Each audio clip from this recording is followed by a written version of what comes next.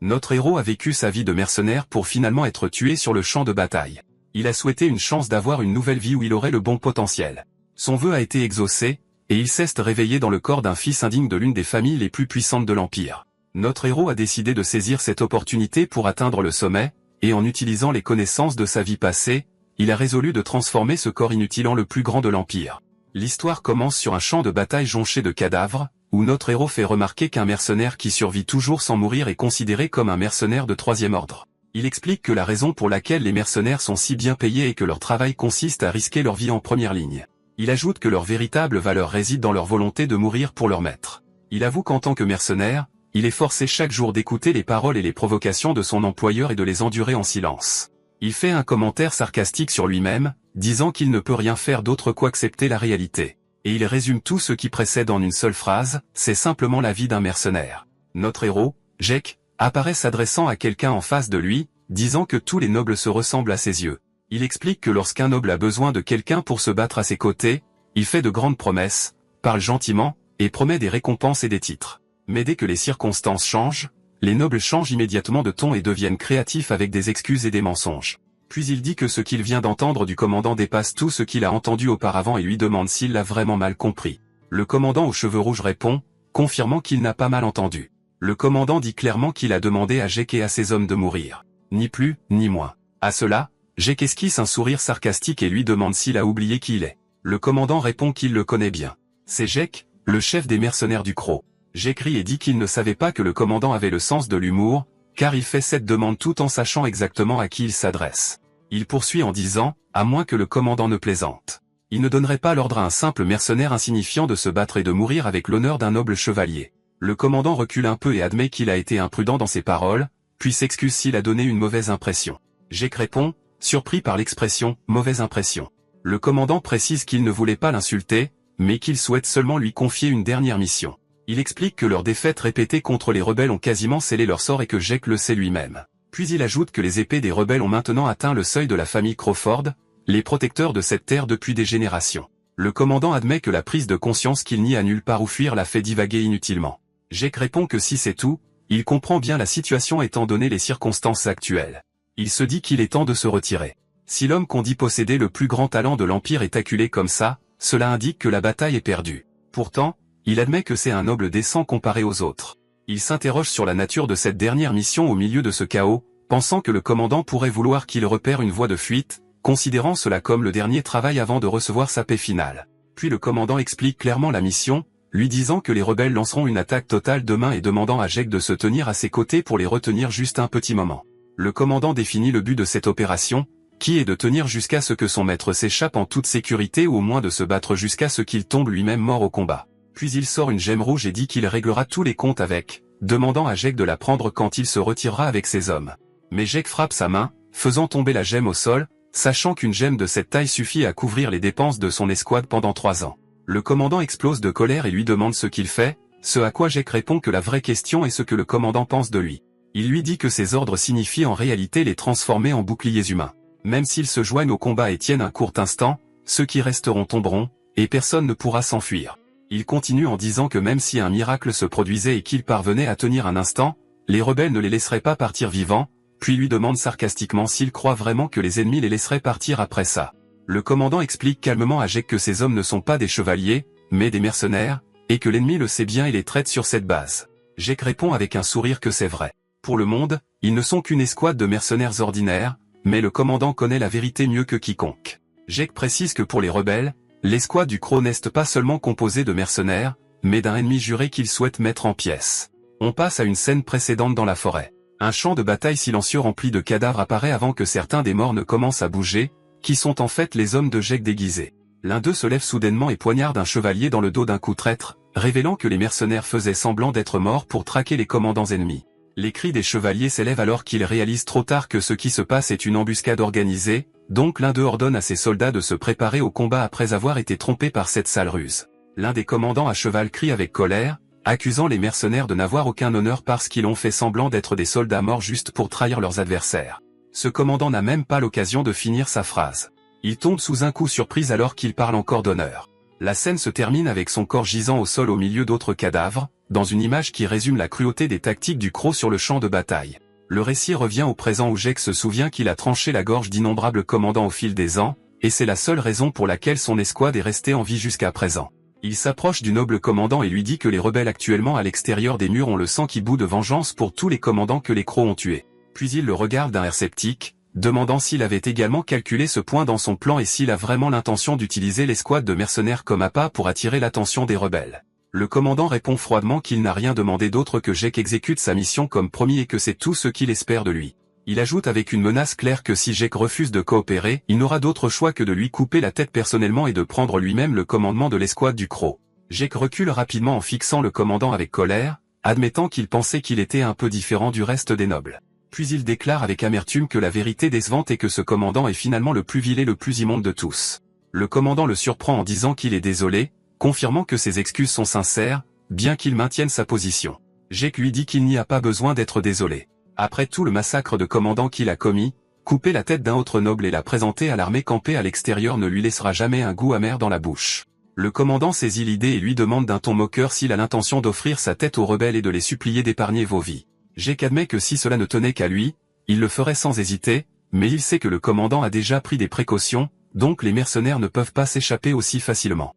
Jake contemple la situation en tant que chef de toute une escouade, se rappelant l'idée qu'il est de son devoir de faire tout ce qui est en son pouvoir jusqu'au dernier moment et que les rebelles ne croiront pas un commandant venant à eux les mains vides pour leur demander d'avoir pitié de ces hommes. Quand le commandant entend le mot « deux », il réalise soudain que Jake pensait offrir 2 têtes au lieu d'une et lui demande avec stupéfaction s'il a l'intention de sacrifier également sa propre tête juste pour ces hommes. Jake admet que c'est lui qui a entraîné tous ces hommes derrière lui, poussé par son ambition personnelle. Après leur avoir promis qu'il les élèverait du bas de la société en tant que mercenaires vers la gloire et la réputation. Il ajoute qu'ils lui ont fait confiance et l'ont suivi jusqu'ici, donc il considère naturel d'assumer seul la responsabilité, quel qu'en soit le coût. Il fait face au commandant avec des yeux déterminés et conclut ses paroles par une seule phrase qui résume sa position, « Parce que je suis leur chef ». Le commandant a un rire bref et tendu, puis admet que c'est en effet le vrai sens du leadership. Il baisse la tête avec regret et dit que c'est vraiment dommage. Si les circonstances avaient été différentes, il aurait souhaité que Jake soit son maître, celui qu'il aurait juré de servir. Après ces lourdes paroles, Jake lance une attaque, prêt à se battre jusqu'au bout face à un homme qu'il respecte et méprise à la fois. Leurs regards se croisent un dernier instant avant que le commandant ne murmure intérieurement en faisant face à l'attaque de Jake. « Ne me pardonne pas, Jake. » Le coup décisif est porté dans la cour du château, le sang gicle, tandis que Jake réalise au fond de lui qu'il avait vu ce destin venir depuis le début. Le héros réalise que la différence de puissance entre lui et son adversaire était bien plus massive qu'il ne l'imaginait, acceptant cette vérité avec amertume en maudissant le talent qui a décidé de la bataille. Il tombe au sol, trempé de son sang, mais ressent un étrange soulagement et se murmure que cette fin n'est pas si mal. Il se sent intérieurement rassuré car il avait ordonné à ses hommes de se retirer s'ils ne revenaient pas à leur fixer, il sent donc qu'il peut maintenant mourir en paix, d'autant plus qu'il a toujours été préparé à une telle fin. Cependant, il laisse derrière lui une question qui le hante. S'il avait reçu les mêmes opportunités que son adversaire, à quoi aurait ressemblé sa vie, et jusqu'où aurait-il pu aller? Alors que sa conscience sombre dans les ténèbres, il se demande sincèrement quel plafond il aurait pu atteindre s'il n'était pas né tout en bas, avant que tout ne s'éteigne complètement. Dans l'obscurité, des voix lointaines commencent à s'infiltrer dans son oreille, un appel répété le suppliant de se réveiller, alors sa conscience s'agite à nouveau. Il ouvre les yeux sur le visage d'un jeune homme debout au-dessus de lui dans une pièce lumineuse, criant de peur. « Maître, s'il vous plaît, réveillez-vous ». Le héros le fixe d'un air confus, comme s'il ne le connaissait pas. Le jeune homme à côté de lui lève la main bien haut et l'abat soudainement sur son visage, criant pour qu'il se réveille. Il touche sa joue avec stupéfaction et proteste intérieurement. Vient-il vraiment de se faire gifler? Il cherche du regard qui a osé le traiter ainsi, trouvant le jeune homme lui-même en train de pleurer et d'essuyer ses larmes tout en lui demandant de reprendre conscience et de se calmer. Quand le jeune homme s'adresse à lui par le titre de « Jeune maître Lucian », il se fige sur place. Le nom lui est étranger, mais il réalise que cet appel s'adresse à lui. Il se redresse dans son lit, abasourdi, sentant qu'il y a une erreur majeure. Tout ce qui l'entoure, du lit moelleux à la chambre luxueuse, ne ressemble en rien à son monde rude précédent. Il regarde sa main et découvre que le corps qu'il meut maintenant n'est pas son corps endurci et couvert de cicatrices, mais le corps souple d'un jeune homme qui n'a connu ni la rudesse de l'entraînement ni la guerre. Il se tourne vers le jeune homme aux cheveux orange agrippé au lit en pleurant et se demande avec agacement, qui est ce garçon de toute façon, et pourquoi parle-t-il comme s'il était un serviteur à son service? Le jeune homme reprend son souffle et dit avec terreur qu'il pensait que le jeune maître avait complètement perdu la tête dans cet incident et que l'affaire aurait apporté le désastre sur toute la famille. Il s'agenouille devant le lit en répétant que ce qui s'est passé aurait conduit à leur exécution à tous. Le jeune homme continue de parler de famille, de foyer et de réputation tandis que le héros écoute dans un silence sinistre, pensant que tout ce que dit ce serviteur n'a rien à voir avec la vie qu'il connaît. Plus important encore, il se souvient clairement du moment de sa mort. Il se souvient de l'épée qui a tranché son corps et comment il a fait une chute à laquelle aucun humain n'aurait pu survivre. Il se touche le cou avec stupéfaction, se demandant si, étant effectivement mort de cette manière, comment sa tête peut-elle être encore attachée à son corps maintenant, sans une égratignure? Le silence règne dans la pièce pendant quelques instants avant qu'il ne commence à organiser ses pensées. Il regarde attentivement autour de lui et en déduit que tout ce qu'il voit ne mène qu'à un seul résultat.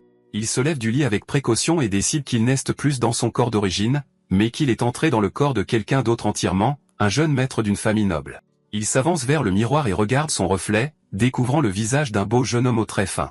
Il commente avec un léger sarcasme qu'il a hérité d'un visage qui est à la fois un tueur et un charmeur. Il examine la pièce spacieuse, les meubles luxueux et les lourds rideaux, devenant de plus en plus certain qu'il se trouve dans un manoir appartenant à une famille riche et que le corps qu'il habite maintenant appartient sans aucun doute à la noblesse du continent.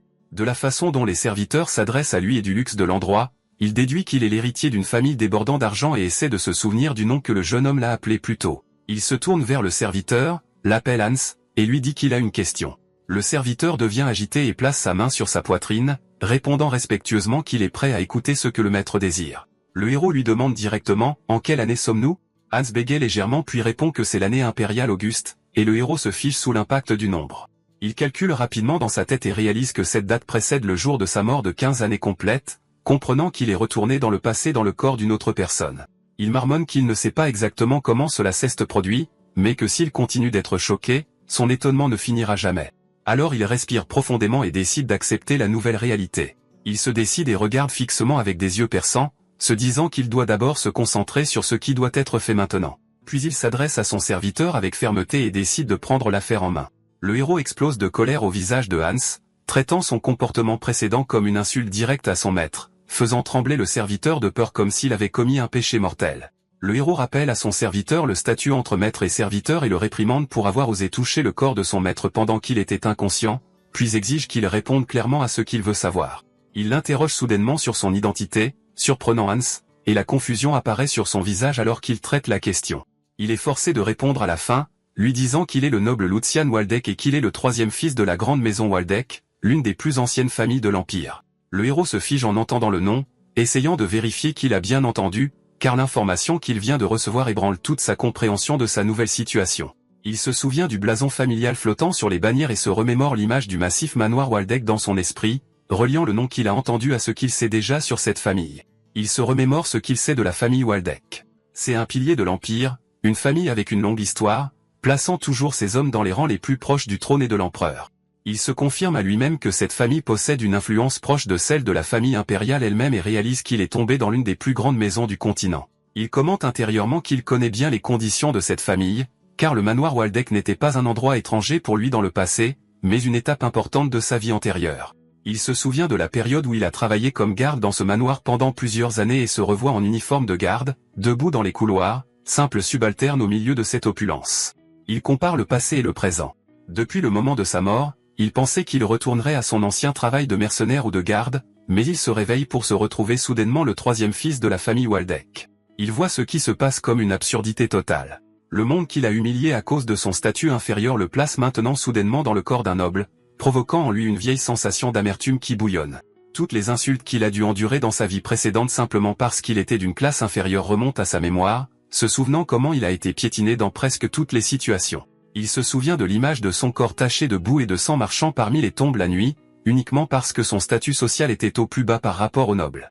Il se demande avec un sarcasme amer pourquoi le destin lui a accordé une chance comme celle-ci seulement maintenant, après avoir passé sa vie précédente sous le poids du mépris et du dédain. Il se souvient de la question qui le hantait avant sa mort. S'il avait eu les mêmes opportunités que les nobles, jusqu'où aurait-il pu monter, et quelle ampleur de pouvoir aurait-il atteint?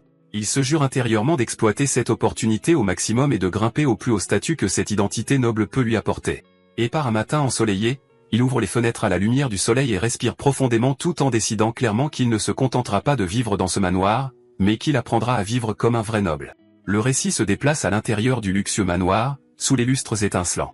Le héros erre dans les couloirs, comparant cet endroit à tous les lieux qu'il a visités en tant que mercenaire, savant que Waldeck les surpasse tous en luxe. Il réalise qu'il doit s'habituer rapidement à ce niveau de luxe, Non pas pour s'en laisser captiver, mais parce que c'est devenu la scène de la nouvelle vie dans laquelle il bâtira son avenir.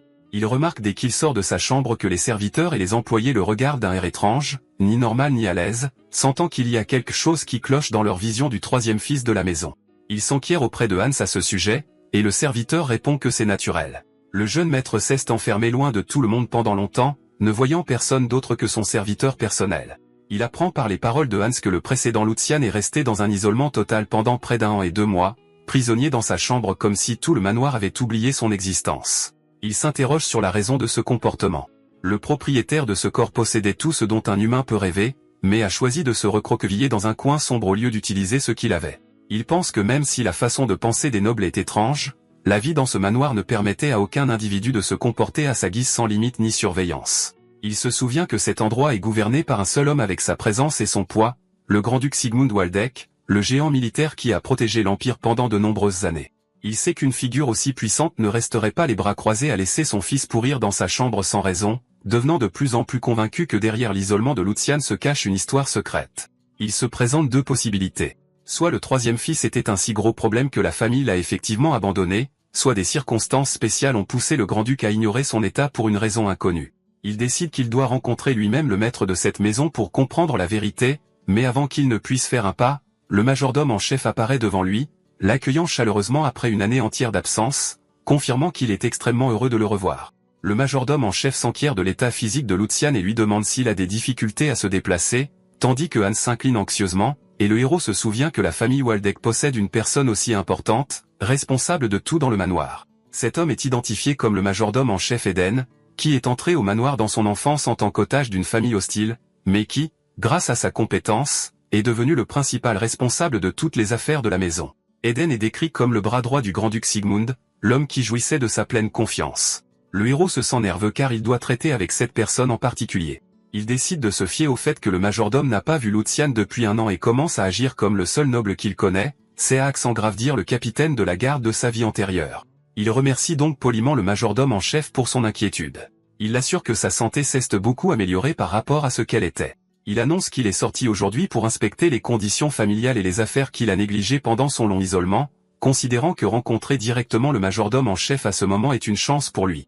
Il lui demande calmement si des changements se sont produits au sein de la famille pendant sa disparition, et le majordome en chef répond après une courte hésitation que tout se déroule comme d'habitude, et que la famille est toujours la même, sans événements exceptionnels notables. Le héros commente avec un léger rire que la présence d'Eden à la tête de l'administration du manoir suffit à éviter les erreurs, observant intérieurement la façon dont le majordome le regarde, notant qu'il ne semble avoir aucun soupçon concernant son comportement différent. Il se sent rassuré de ne pas avoir été démasqué, se convainquant qu'il s'est inquiété inutilement, puis décide de retourner dans sa chambre, prétextant être fatigué après sa première sortie d'isolement depuis longtemps.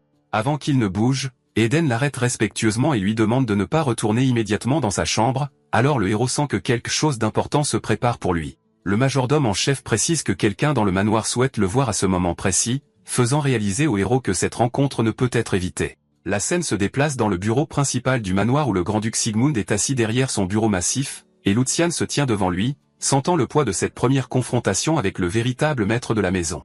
Sigmund ouvre la conversation en s'adressant formellement à son troisième fils, lui demandant de répondre à une question spécifique, tandis que Lucian se tient à sa place, anticipant ce qui va suivre. Le duc pose sa question choquante directement, se demandant pourquoi son fils est encore en vie, comme si l'ordre naturel des choses voulait qu'il soit inévitablement mort. Le héros est choqué par ces mots et tente d'en comprendre le sens. Sigmund continue sa réprimande, expliquant qu'il avait l'intention de fermer les yeux sur de nombreuses actions de son fils après la mort de sa mère, même s'il a utilisé son chagrin comme excuse pour abandonner ses devoirs.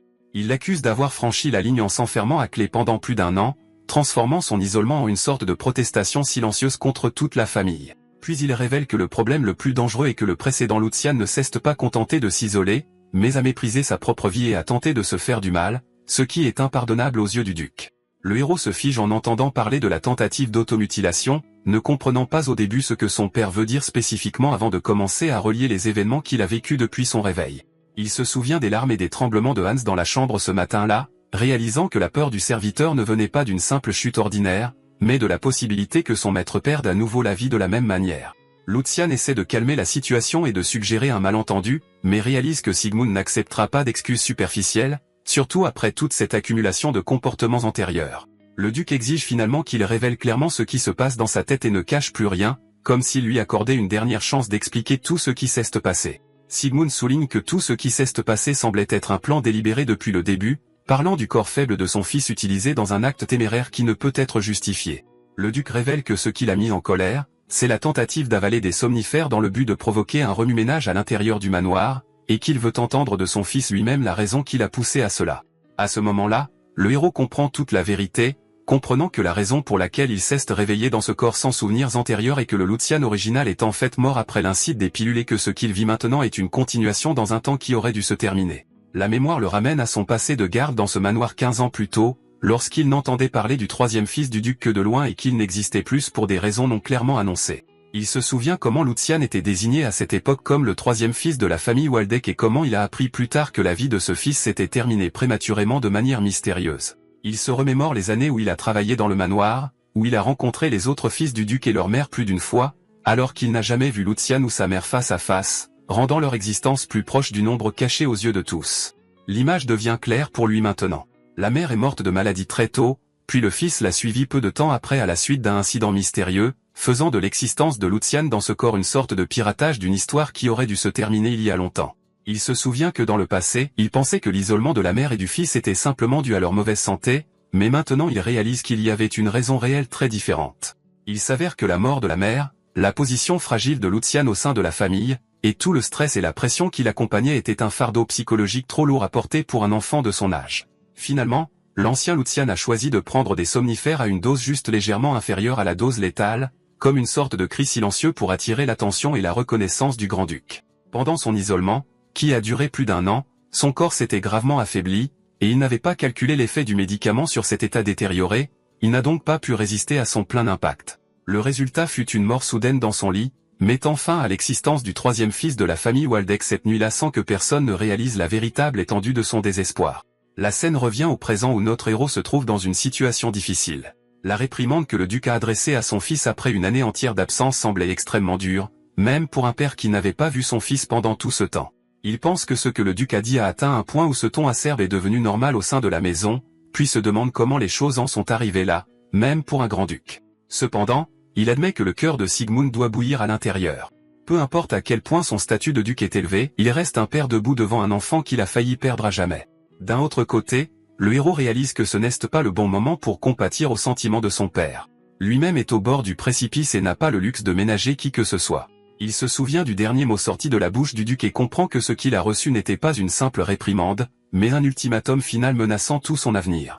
Il imagine son avenir se fissurer sous ses pieds, comme si son chemin doré vers une nouvelle vie avait déjà commencé à s'effriter, et tout dépend maintenant de la réponse qu'il donnera à cet instant. Il pense que s'il prononce un seul mot qui déplaît au grand-duc, il pourrait écoper d'une punition inéluctable qui anéantirait tous ses rêves d'un nouveau départ. La première possibilité lui traverse l'esprit, être exilé dans un monastère lointain en tant que prêtre reclus, forcé de couper les liens avec le monde extérieur et de vivre dans l'isolement jusqu'à la fin de ses jours. Puis il imagine une possibilité plus cruelle, être envoyé dans une région reculée infestée de monstres pour y lutter pour sa survie dans des conditions misérables, en punition pour son luxe et sa paresse passée, vivant le reste de sa vie dans un malheur constant. Il rejette intérieurement ces scénarios, se rappelant qu'il a arraché cette nouvelle vie des griffes de la mort après avoir eu le coup tranché, et qu'il n'a donc aucune intention d'être indulgent pour préserver son avenir. Il rassemble sa détermination et décide de ne pas laisser les querelles familiales ou les conflits secondaires détruire cette occasion en or qu'il a finalement obtenue. Après qu'on lui a demandé de clarifier ce qu'il a sur le cœur, il choisit d'affronter la situation directement, admettant son erreur d'avoir sali le nom de la famille Waldeck par ses actions imprudentes et reconnaissant avoir causé une grande anxiété à son père. Il présente des excuses formelles complètes pour tout ce qu'il a fait par le passé et exprime clairement son regret, dans une posture complètement différente de l'image fuyante que la famille connaissait de lui auparavant. Il déclare que la responsabilité lui incombe à lui seul, sans aucune excuse, et montre sa volonté de supporter toute punition qui lui sera imposée, dans une tentative sérieuse de clore le chapitre du passé. Le duc répond que de simples excuses ne changent rien à ce qui s'est passé et s'apprête à poursuivre son discours décisif, donnant au héros le sentiment que le jugement final approche. Mais au lieu de battre en retraite, le héros tient bon, estimant que le passé ne peut être réparé et que continuer à s'y attarder n'apportera que plus de malheur aux deux parties. Par conséquent, il déclare qu'il ne veut pas rester cette personne faible au seuil de la mort, mais qu'il préfère se tourner vers ce qui peut être construit à partir de maintenant. Il confirme sa détermination à vivre sérieusement pour l'avenir et à travailler dur pour être digne du nom qu'il porte et de la position dans laquelle il s'est soudainement retrouvé. Et après avoir clarifié sa décision, il demande indirectement à son père de le traiter cette fois comme un fils qui a besoin d'un simple encouragement, et non comme un duc jugeant un serviteur, lui demandant juste un mot d'encouragement pour le soutenir sur son nouveau chemin. Puis il poursuit en disant qu'un fils qui avoue sincèrement son erreur à ses parents devrait naturellement trouver un cœur accueillant et des bras ouverts, car c'est là le véritable devoir entre un parent et son enfant. Il se demande si le lien père-fils, ordonné par les cieux, ne devrait pas se traduire par le pardon et une autre chance lorsqu'il voit un regret sincère devant lui. En arrière-plan, Eden observe la scène avec stupéfaction. Il avait déjà senti un changement dans l'atmosphère de la pièce, mais le net changement dans la façon de parler de Lucian le rend incapable de croire ce qu'il entend. Il compare ce jeune homme confiant qui fait face au duc maintenant au troisième fils qui se recroquevillait de peur par le passé, se demandant si cette personne est vraiment Lucian lui-même. Le silence règne pendant quelques instants, et on n'entend que des battements de cœur nerveux tandis que les regards du père et du fils se croisent dans un dialogue muet qui coupe le souffle à tous. Le duc serre le poing, bouillonnant intérieurement, se demandant comment il ose élever la voix devant lui et lui rappeler les devoirs de la paternité. Le grand-duc réalise silencieusement que ce qui s'est passé avec Lucian a ébranlé ses convictions. Après une longue vie durant laquelle il pensait avoir tout vu, il découvre que son fils est encore capable de le surprendre. En retour, Lucian se sent soulagé, réalisant que ses paroles précédentes ont fait mouche et ont touché son père. Alors il se détend, le cœur battant, convaincu que son plan a réussi. Il réfléchit à la méthode de confrontation qu'il a choisie, concluant qu'un affrontement direct avec le duc est bien plus bénéfique que de ramper et d'hésiter, et que l'audace est le langage que cet homme comprend. Il le décrit comme un homme qui apprécie plus l'esprit d'un chien sauvage attaquant avec assurance qu'une souris marchant sur des œufs, craignant chaque pas. Sigmund lui avoue qu'après être revenu du seuil de la mort, il est devenu plus audacieux qu'auparavant. Une fois l'atmosphère apaisée, le duc aborde sérieusement le sujet de l'avenir et demande à son fils ce qu'il compte faire désormais, puisque c'est lui qui a parlé de travail et de diligence en premier. Lucian définit sa priorité principale, décidant de commencer par fortifier son corps faible et fragile et de faire de ce renforcement physique le point de départ de sa nouvelle vie. En planifiant cela, des scènes de sa vie antérieure en tant que guerrier défilent devant ses yeux, et les souvenirs des champs de bataille, de l'entraînement exténuant qui a aiguisé son corps par le passé, et de la défaite écrasante qu'il a subie face au capitaine de la garde lui reviennent. À partir de là, il choisit clairement sa voie. Il veut réapprendre à manier l'épée dans cette vie, mais cette fois en tant que fils de la maison Waldeck, et non plus comme un simple mercenaire. Le duc est surpris par le désir de ce corps frêle de manier une épée, mais Lucian insiste sur le fait de se débarrasser d'abord de la faiblesse de son corps, pour ensuite rattraper les autres chevaliers plus tard. Le fils expose simplement son plan, se concentrant sur le fait de manger, dormir et prendre soin de lui régulièrement jusqu'à ce qu'il aille mieux. Le duc contemple ses paroles, puis s'avoue que ce garçon a une manière spéciale de parler et de persuader. Sigmund décide de ne pas juger maintenant, mais d'observer ce que le fils fera en réalité, puis ordonne au majordome en chef de lui redonner une certaine chose pour l'aider dans sa prochaine étape. Eden comprend immédiatement le signal, réalisant que ce qu'il va présenter au troisième fils maintenant sera plus utile que n'importe quelle autre démonstration de force, alors il se prépare à exécuter précisément les ordres de son maître.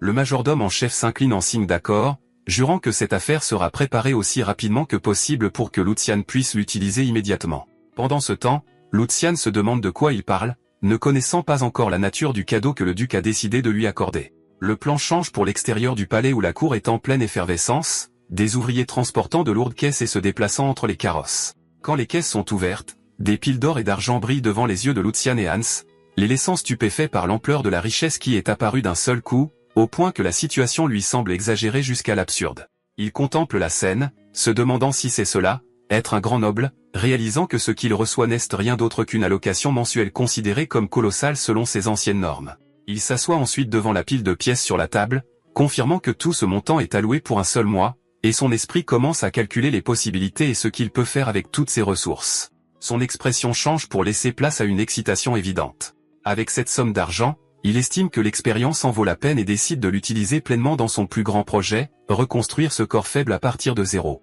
Il élabore un plan dans son imagination pour créer ce qu'il appelle l'élixir, un mélange spécial visant à renforcer le corps, faisant appel à son expérience passée avec les herbes et les matériaux rares pour réaliser que l'idée est faisable avec ce financement. Dans une autre scène, à l'intérieur de la serre remplie de fleurs, le grand-duc se promène accompagné d'Eden dans le lieu qui était cher au cœur de la défunte duchesse. Le majordome en chef se souvient que son maître a évité de visiter cet endroit pendant longtemps après le décès de sa femme et comprend que son retour aujourd'hui est sans aucun doute lié au changement évident dans le comportement de Lucian.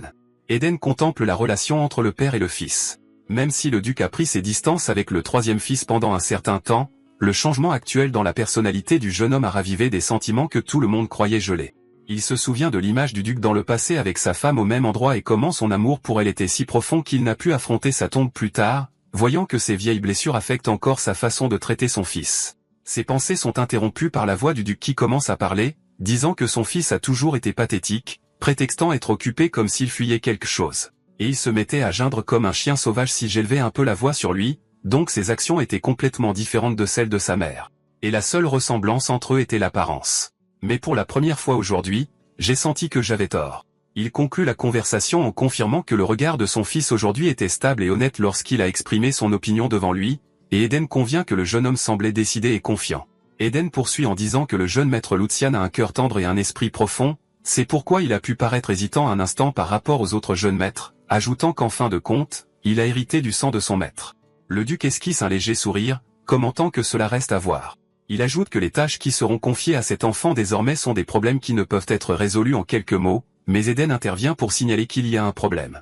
Eden informe son maître qu'il a rétabli les fonds de soutien qui avaient été suspendus pour le jeune maître Lucian, mais il a été confirmé qu'une partie de ces fonds a fuité à l'extérieur. Et après enquête, il semble que le deuxième jeune maître, Jordi Waldeck, soit impliqué dans l'affaire. De plus, Jordi a renvoyé la servante en chef qui assistait le troisième jeune maître et a placé une de ses proches à sa place, révélant une intention claire de le garder sous surveillance. Le duc commente avec dégoût que Jordi est un enfant capable, mais que son problème réside dans son étroitesse d'esprit. Il ajoute qu'il comprend les sentiments profonds de Jordi contre son troisième frère en raison de questions concernant la famille de sa mère, mais il ne s'attendait pas à ce qu'il soit aussi persistant.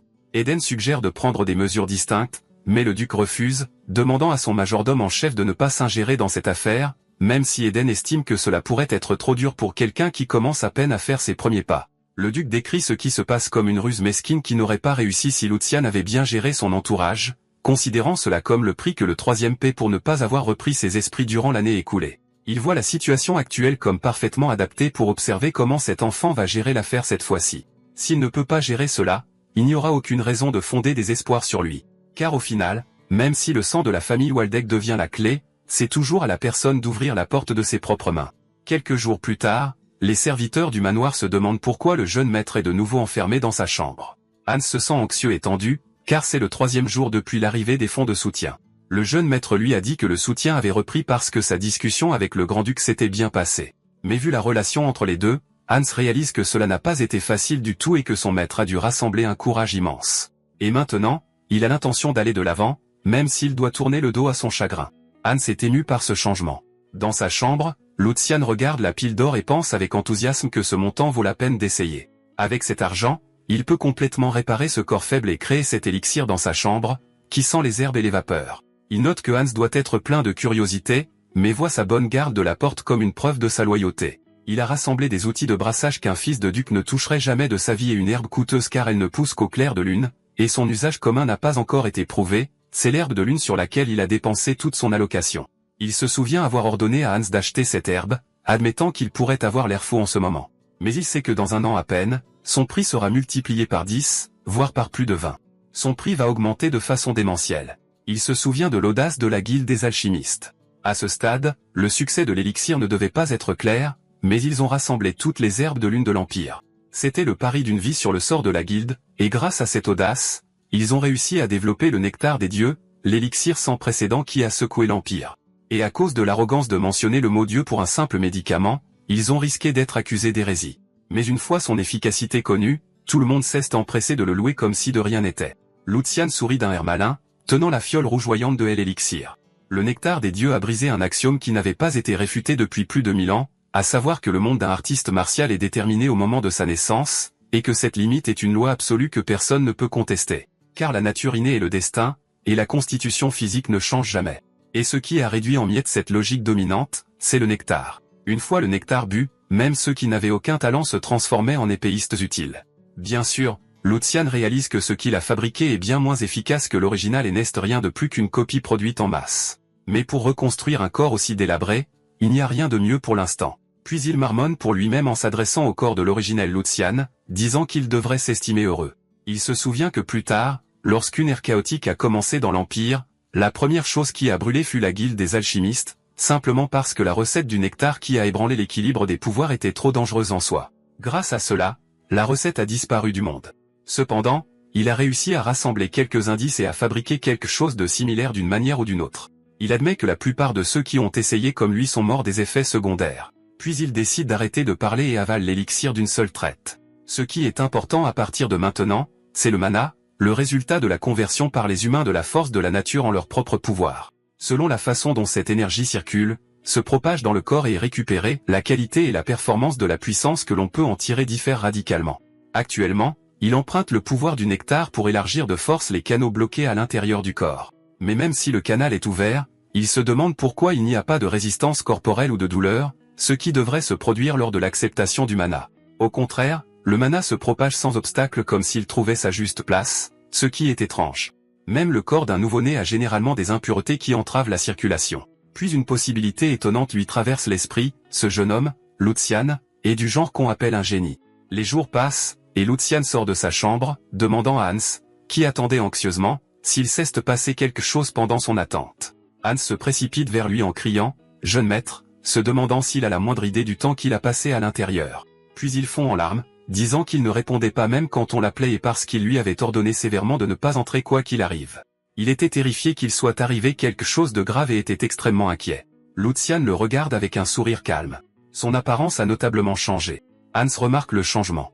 Bien qu'il soit sûr que c'est son jeune maître, un sentiment tenace lui dit que ce n'est pas lui. Lucian sourit intérieurement, réalisant que Hans, qui observait Lucian de plus près que quiconque, a dû sentir que quelque chose avait changé. Lucian reconnaît que le corps physique a besoin de temps et d'une nutrition adéquate, donc il n'y a pas de changement majeur immédiat. Mais ce qui compte, c'est l'intérieur, qui change à une vitesse incroyable. La constitution innée de Lucian a rendu cela possible. Il en est maintenant absolument certain. Le potentiel de ce jeune homme le place au même rang que les légendes qui ont changé le monde. Il se dit que s'il joue bien ses cartes, il peut facilement dépasser sa puissance maximale de l'époque où il était mercenaire en un an. Puis il se tourne vers Hans, disant qu'il lui doit cette opportunité, ce qui déconcerte le serviteur. Lucian explique que les récompenses et les punitions doivent toujours être claires, en posant sa main sur l'épaule de Hans. Puis il le regarde sérieusement avec des yeux brillants, lui disant qu'il ne le dira qu'une seule fois. Rassemble tout ce que tu as, y compris tes sous-vêtements si nécessaire, et investis tout dans l'herbe de lune, lui garantissant une ascension en douceur vers le sommet. Puis il s'exclame avec enthousiasme qu'ils monteront au ciel ensemble. Il sourit en disant qu'il est jaloux de Hans. Car à son époque, il n'y avait pas de noble comme lui offrant de telles opportunités. Une semaine plus tard, Lucian et Hans marchent dans une forêt tranquille. Lucian se sent revigoré, se demandant si la vie a le droit d'être aussi facile. Des festins sont servis régulièrement. Sa chambre est nettoyée sans qu'il ait à lever le petit doigt, et même son lit est préparé pour lui. C'est un monde complètement différent de sa vie antérieure où la faim faisait partie de son quotidien. Grâce à ce confort, il a non seulement pu se concentrer pleinement sur sa guérison, mais il a aussi réussi à s'occuper de la seule chose qui lui pesait. À ce moment-là, l'existence de Jek, qui était un garde de la famille Waldeck, était inconnue. Il a confirmé auprès du capitaine de la garde qu'aucune personne correspondant à cette description n'avait postulé, et le quart de garde qu'il effectuait était occupé par un parfait inconnu. Lucian pense que c'est pour le mieux. Il est inutile de rencontrer son ancien moi. Ce ne serait qu'une distraction, et il n'a pas la confiance nécessaire pour affronter son passé, car il mourrait certainement de honte.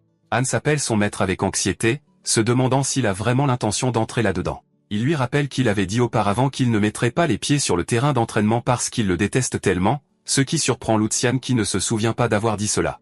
Hans explique que depuis que le deuxième jeune maître l'a traité durement pendant l'entraînement, il a juré de ne jamais y retourner. D'après la réaction de Hans, Lucian se fait une idée approximative de la situation. L'escrime est une compétence requise pour les fils du grand-duc, ce devait donc être l'occasion parfaite pour le deuxième jeune maître, sous couvert d'entraînement à l'escrime, d'inculquer la peur de la violence au jeune Lucian, et c'était le moyen parfait de s'assurer qu'il ne retournerait jamais au hall d'entraînement.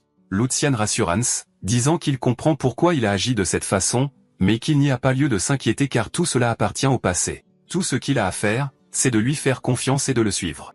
À l'entrée du hall d'entraînement, un garde entend une voix et demande à son collègue si ce qu'il voit est bien réel. Il demande si le troisième jeune maître est venu ici de son plein gré, et son collègue le confirme, ajoutant qu'il se promène actuellement dans le hall d'entraînement avec son serviteur personnel. Un homme moustachu, l'instructeur d'escrime, se demande à quoi pense ce salaud en venant ici, car il est impossible qu'il ait oublié ce qui s'est passé ce jour-là. Puis il esquisse un sourire malin, pensant que c'est peut-être pour le mieux. Il ordonne à un garde d'informer son Altesse immédiatement, jurant qu'il s'assurera de cuisiner Lucian à point d'ici son arrivée. Lucian inspecte le hall d'entraînement avec admiration, réalisant qu'il dépasse ses attentes élevées. Il n'y a pas seulement un large approvisionnement en armes de rechange à utiliser sans se soucier de les casser, mais aussi un vaste espace qui ne restreint même pas les mouvements les plus violents. Il est incroyable qu'un seul individu possède une telle installation. Il soupire de regret, pensant que s'il s'était entraîné dans un endroit comme celui-ci, peut-être que plus de ces hommes auraient survécu. Soudain, l'instructeur d'escrime s'approche de lui en disant qu'il n'avait finalement pas imaginé des choses et qu'il ne croyait pas ses yeux quand il a vu le troisième jeune maître ici. Il lui rappelle clairement comment il s'est enfui et a tourné les talons sans regarder en arrière après sa leçon avec le seigneur Jordi il y a un an, tel un petit agneau poursuivi par un loup. Puis il demanda sarcastiquement s'il était encore si terrifié par cet endroit au point d'entraîner un serviteur dans ce hall sacré des guerriers, faisant se recroqueviller Hans de peur. Puis l'instructeur se présente comme étant Hendrik et lui rappelle qu'il y a un an, il a personnellement supervisé son entraînement sur la posture d'escrime aux côtés du deuxième jeune maître, se demandant s'il s'en souvient. Il ajoute avec un sourire arrogant que c'était des moments vraiment amusants, se souvenant comment l'originel Lucian tremblait de peur. Lucian regarde l'instructeur avec un sourire froid, pensant en lui-même, « Regarde-moi ce petit salaud. Ça va être amusant. » Un aperçu est présenté du concept du chevalier comme l'incarnation de l'honneur et de la loyauté. Ils sont généralement de sang noble, et il est de coutume qu'ils maîtrisent à la fois les arts martiaux et l'étiquette dès leur plus jeune âge. Et ce n'est que lorsqu'ils prouvent leur valeur sur le champ de bataille ou par des missions et que leurs exploits sont dûment reconnus, qu'ils reçoivent enfin le titre de chevalier de leur maître et réalisent l'accomplissement de leur existence. Mais Lucian voit que cela signifie finalement qu'ils ne sont pas différents de chiens de chasse portant des colliers coûteux. Pour cette raison, ils sont obligés de faire preuve de courtoisie envers le maître qui leur fournit richesse et honneur, ainsi qu'envers sa lignée. Cependant, Hendrik regarde Lucian avec une attitude arrogante. Lucian attribue cela en partie au faible statut de Lucian au sein de la famille, mais il réalise que le facteur principal ici est sa dépendance à son protecteur pour agir ainsi. Et il se dit que si cela ne tenait qu'à lui, il commencerait par remodeler l'esprit de cet instructeur en utilisant des méthodes d'entraînement intensives. Mais il sait que le grand-duc ne restera pas les bras croisés face à une telle chose. Malgré tout, un chevalier est une force militaire essentielle et un atout vital pour la famille, et une punition sans procédure formelle créerait des frictions inutiles. Lucian décide que le moment n'est pas encore venu. Lucian s'adresse à l'instructeur en disant qu'il semble idiot d'éviter le hall d'entraînement juste à cause de ce qui s'est passé et qu'il a l'intention de le fréquenter souvent désormais, ne serait-ce que pour apprendre les formes d'épée. Il ajoute que, comme l'a dit l'instructeur, une année s'est écoulée. Ne devrait-il pas s'efforcer sérieusement de rattraper son retard? L'instructeur demande sarcastiquement s'il veut parler des formes d'épée. L'instructeur rit bruyamment, commentant son talent pour la plaisanterie et se demandant comment il peut souhaiter apprendre les formes d'épée maintenant alors qu'il est déjà trop tard. Et quand Lucian demande pourquoi il est trop tard, l'instructeur lui précise que s'il dépasse l'âge de 15 ans, l'affaire peut être considérée comme close.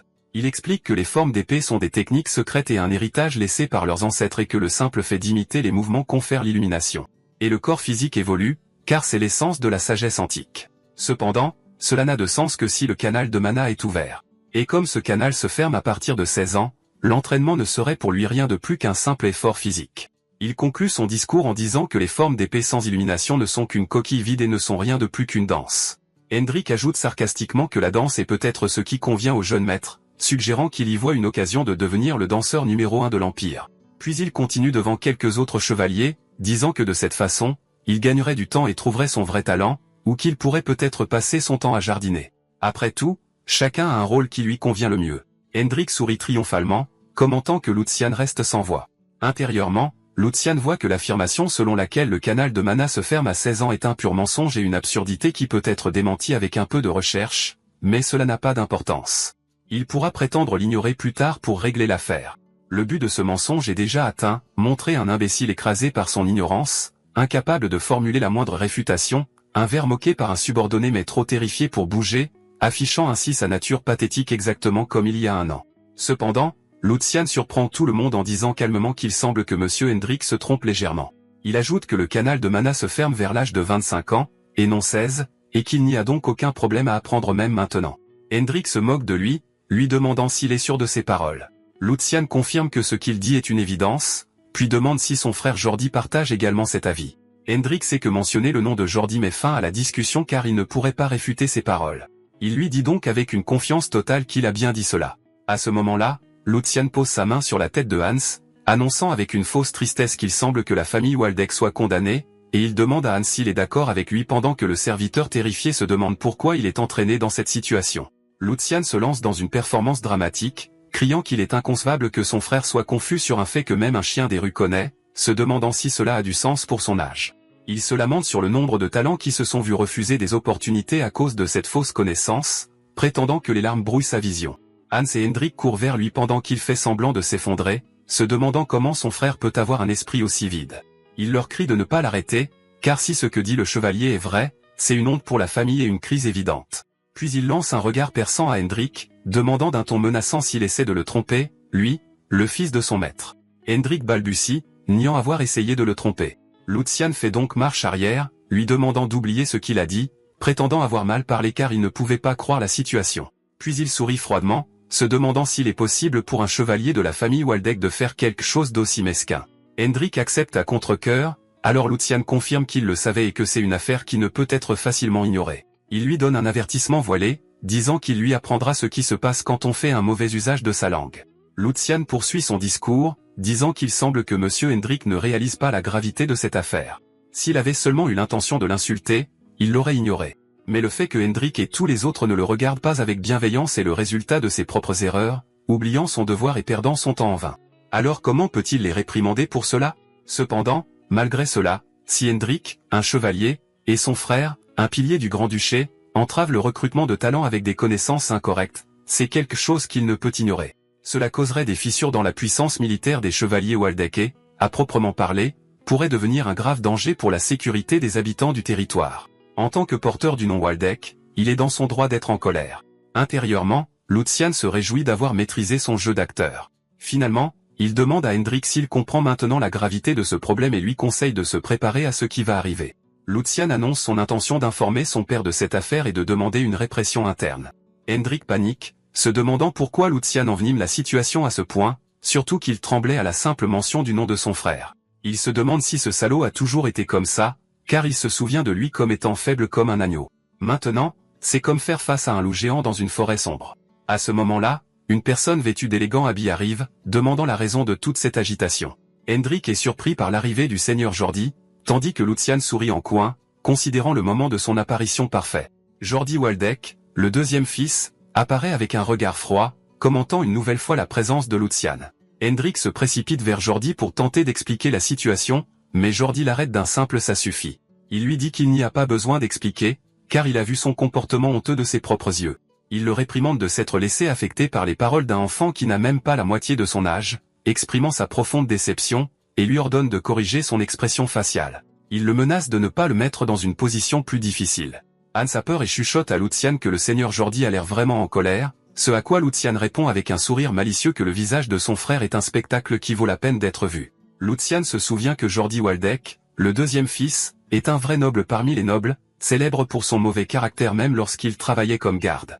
Comme son influence était plus faible que celle des fils aînés, il a fait venir de nombreux étrangers pour soutenir sa position, mais la plupart d'entre eux ont mal fini. Car une fois qu'il les considérait comme inutiles, il les accusait de crimes et les abandonnait. Lucian sourit largement et salue son frère en lui demandant comment il va, ce à quoi Jordi répond sèchement, « Espèce d'idiot ». Lucian demande le sens de ces paroles soudaines. Jordi précise qu'il a observé tout ce qui s'est passé entre lui et M. Hendrik et qu'il a osé agir d'une manière qui ternit la dignité de la famille Waldeck. Lucian lui demande de clarifier davantage ses propos, s'interrogeant sur la dignité ternie dont il parle. Jordi dit sarcastiquement que cela fait longtemps que M. Hendrik n'a pas étudié la théorie, et il semble qu'il y ait eu un malentendu. Il ajoute que l'utilisation de son nom pour provoquer une confusion inutile était une erreur évidente dont il ne peut être déchargé de toute responsabilité. Cependant, il déclare qu'il n'a pas l'intention de le réprimander pour cet incident car, contrairement à Lucian, il connaît bien le poids de sa loyauté et la quantité de sang qu'il a versé pour la famille Waldeck. Puis Jordi demande à Lucian, une personne incapable de supporter l'entraînement de base à l'épée, s'il pense avoir le droit de le blâmer. Il lui ordonne d'abord d'apprendre à respecter les chevaliers car c'est grâce à eux que la famille Waldeck peut exister. Puis il se tourne vers les autres chevaliers, s'excusant au nom de son frère pour l'agitation d'aujourd'hui et leur a demandé de faire preuve d'indulgence car c'était l'erreur d'un enfant immature. Il conclut avec un sourire malveillant, jurant qu'il prendra un soin particulier de son stupide jeune frère. Lucian sourit intérieurement, impressionné par la vivacité d'esprit de son frère, car c'est lui qui a réellement insulté Hendrik, mais Jordi a habilement retourné la situation pour en faire une insulte contre les chevaliers, sauvant ainsi sa propre face. Lucian s'avoue à lui-même en disant « D'accord, je te l'accorde », puis il se tourne vers son frère en disant que c'est ce qu'il attendait de lui. Il continue sa performance dramatique, admettant que bien qu'il y ait eu un malentendu entre lui et M. Hendrik, Jordi aurait dû le réprimander à juste titre pour avoir osé l'insulter. Mais au lieu de cela, il lui a donné de précieux enseignements. Hans chuchote avec terreur, demandant à son maître de se taire, pendant que Lucian continue de provoquer son frère, décrivant sa tête comme un simple crâne vide. Jordi se crispe mais garde son calme, tandis que Lucian continue en commentant qu'il a honte de lui-même d'avoir prononcé des paroles si embarrassantes. Il crie avec un enthousiasme fin que ce frère apprend une fois de plus de la noblesse de son frère aujourd'hui et ordonne à Hans de consigner immédiatement les enseignements de son frère, non pas sur du papier, mais sur la plus belle soie. Pendant ce temps, notre héros se dit qu'il utilisera Jordi pour effacer son image de faiblesse et se forger une présence distincte dans l'esprit de tous, et pour prouver que le troisième jeune maître du passé n'existe plus. Après avoir terminé son discours, Lucian demande la permission de partir. Il ajoute que prolonger cette situation ne profitera à aucun d'eux. Jordi se met en colère, se demandant s'il pense pouvoir partir comme ça, mais Lucian lui fait face. Il lui rappelle que leur père l'observe ces derniers temps. Il ajoute qu'il n'a rien à perdre contrairement à son frère, puis il prend son silence pour un accord. Il lui dit adieu tout en attrapant Hans et en s'enfuyant rapidement pendant que Hans crie de panique. Hendrik demande à Jordi s'il est vraiment acceptable de le laisser partir comme ça. Jordi reste silencieux, une aura sombre l'entourant. Alors qu'il s'éloigne, Hans demande avec anxiété s'ils scènes sortiront, rappelant bien à Lucian la personnalité du seigneur Jordi. Il se met à pleurer, certain que Jordi ne laissera pas passer ça et que ce chevalier effrayant à moustache le fera disparaître sans laisser de traces. Lucian le calme mais s'avoue que Hans a raison et que seuls ceux qui l'ont vécu connaissent ce sentiment. Le mauvais pressentiment que l'on a quand un patron incompétent crée un désordre puis feint l'ignorance. Lucian sourit et rassure Hans que cela n'arrivera pas, qu'un simple chevalier n'oserait pas commettre un tel acte et que lui-même ne le permettra pas. Puis il s'excuse auprès de Hans, admettant qu'il a beaucoup souffert à cause de lui. Car lorsque le maître agit comme un imbécile, ce sont les subordonnés qui souffrent le plus. Et comme Hans est son serviteur personnel, ça a dû être pire pour lui. Puis il lui promet une chose, à partir de maintenant, il ne laissera pas ses hommes être ignorés ou trembler de peur à cause de ses actions insensées. Il lui serre la main en disant, alors, faisons de notre mieux ensemble, Hans. D'accord, c'est la fin de l'histoire. Merci d'avoir regardé, à la prochaine.